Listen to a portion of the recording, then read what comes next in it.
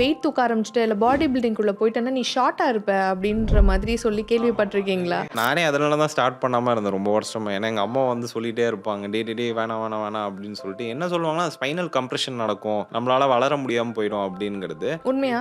இல்ல. It's completely a myth. Spinal compression and spinal decompression எல்லா மூவ்மெண்ட்ஸ்லயும் நடக்கிறது தான். இப்ப நீங்க உங்க தலைக்கு மேல வெயிட்ட தூக்குனீங்க, இல்லாட்டி நீங்க ஸ்குவாட் பண்ண போறீங்கன்னா, ஸ்பைனல் கம்ப்ரஷன்லாம் நடக்க தான் நடக்கும். இப்போ ஒரு புல் அப் பண்றீங்க, இல்லாட்டி டெட் ஹேங் பண்றீங்க, இல்லாட்டி ஒரு லேட் புல் டவுன் பண்றீங்க, தொங்குறீங்க அப்படின்னா ஸ்பைனல் டீகம்ப்ரஷன் நடக்கும். So both the things are happening at the both time, and we'll also have to think about the fact as to it's going to stimulate more growth hormone. It's going to make you produce more testosterone. You're going to have an overall better quality of life. Athletes, they start very early. They do weightlifting. நீங்க note பண்ணீங்கன்னா they're all tall people. Genetics is a major contributor. ஹைட்னு வரும்போது genetics தான் trumps above everything. அப்படி இருக்கும்போது நீ குள்ளமாகிறதுக்கு காரணம் weight training அப்படின்னு தூக்கி போடுறது பழி ரொம்ப மோசமா இருக்கு. ரொம்ப தப்பான விஷயம்.